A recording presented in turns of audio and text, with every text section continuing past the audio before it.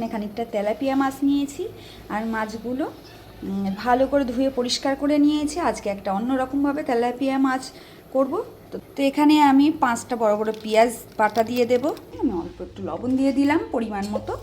এখানে 1 চামচ হলুদ দিয়ে দিয়েছি। হলুদ আর লবণ আমরা একটু পরিমাণ মতো দিয়ে বেশি দেব না। তারপরে দিয়ে দেব আমি 1 চামচ মতো লঙ্কার গুঁড়ো, কেন কাঁচা লঙ্কা দেবো এই জন্য অল্প করে লঙ্কা দেব।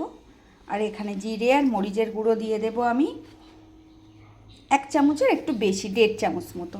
তারপরে এখানে দিয়ে দেব আমি 3টে কাঁচা লঙ্কা আর একটা টমেটো কাটা আর 3-4 চামচ তেল।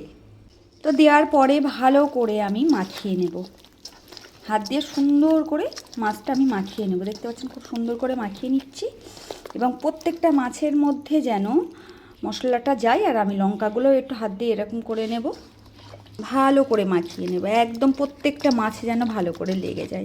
মাখানোর পরে এবার একটা একটা মাছ আমি এইভাবে বিছিয়ে বিছিয়ে দেব। আপনার চাটুই মতো থাকলে তাতে দিতে পারেন, আমার চাটুই আছে কিন্তু অতটা মাছ ধরবে। দেখুন দিয়ে দিয়েছি। এবারে আমি এই অবস্থাতেই চাপা দিয়ে দেবো, একটু পানি দেবো না এর মধ্যে। গ্যাসটা জ্বালিয়ে দিয়েছি, দিয়ে একটা ঢাকনা দিয়ে দেবো। এখানে ঢাকনা, গ্যাসটা আমি জোরে দিয়ে রেখেছিলাম, এবারে স্লো করে দিলাম 5 মিনিট 7 মিনিট পরে। তো এইবারে দেখুন মাছটা কত সুন্দর মাখা মাখা। এটা আপনি কাতলা রুই মাছ দিয়েও করতে পারেন, সেটা আরও ভালো হবে। তো মাছগুলো আমি একটা একটা করে উল্টে দেবো এভাবে।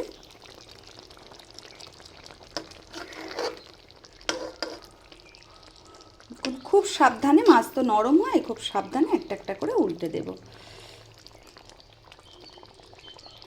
আর এইভাবে একবার একটু বানিয়ে দেখবেন যে তাজা তাজা পুকুরের তেলাপিয়া, একদম তাজা তেলাপিয়া নিয়ে এসছে। আর এইভাবে যদি আপনারা করেন তাহলে কত ভালো লাগবে।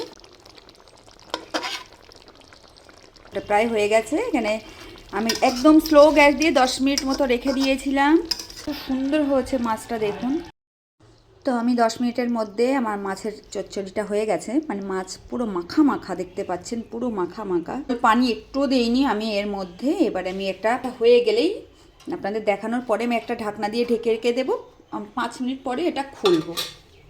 তো ঢাকনাটা সরিয়ে নিয়েছি। এবার দেখুন মাছের ঝোলটা, মানে মাছের পুরো মাখা মাখা ভাবটা কত সুন্দর হয়েছে এবং আপনারা খেতে পারবেন। এই দেখুন একটা মাছ ভাঙিনি এবং খুব সুন্দর হয়েছে আর পুরো মাখা মাখা। তো আপনারা এইভাবে মাছটা মানে রান্না করে নেবেন, খুব দারুণ খেতে হয়। বুঝতে পারছেন গরম গরম ভাতের সঙ্গে তেলাপিয়া মাছের এই ঝাল ঝাল এত ভালো লাগবে। তো আমার ভিডিওগুলো ভালো লাগলে লাইক শেয়ার করে কমেন্ট করে পাশে থাকবেন। টাটা।